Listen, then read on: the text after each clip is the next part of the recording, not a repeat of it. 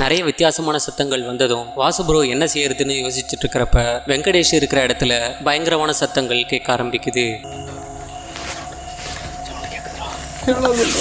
இங்கே வந்துருச்சா?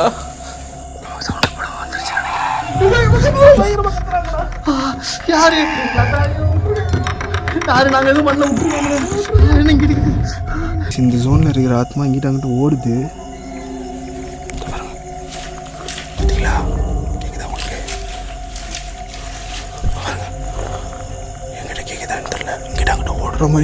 அப்போ தண்ணி வேணும்னு கேட்க வெங்கடேஷ் கார் பக்கமா போக 3 பேருமே தனியா பிரியறாங்க. அப்பதான் கொடூரமான விஷயங்களை 3 பேருமே சந்திக்கிறாங்க.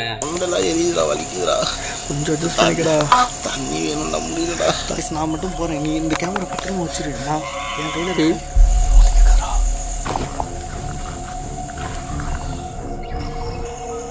இங்க இருக்கிற ஆத்மா வந்து வேக வேகமா போயிட்டு வர மாதிரி இருக்கு. எனக்கு இங்க இருக்கு வழி எப்படி இருக்குன்னு தெரியலையே.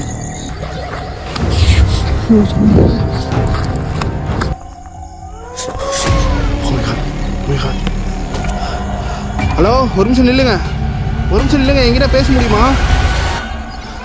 ஒரு நிமிஷம் ப்ளீஸ்.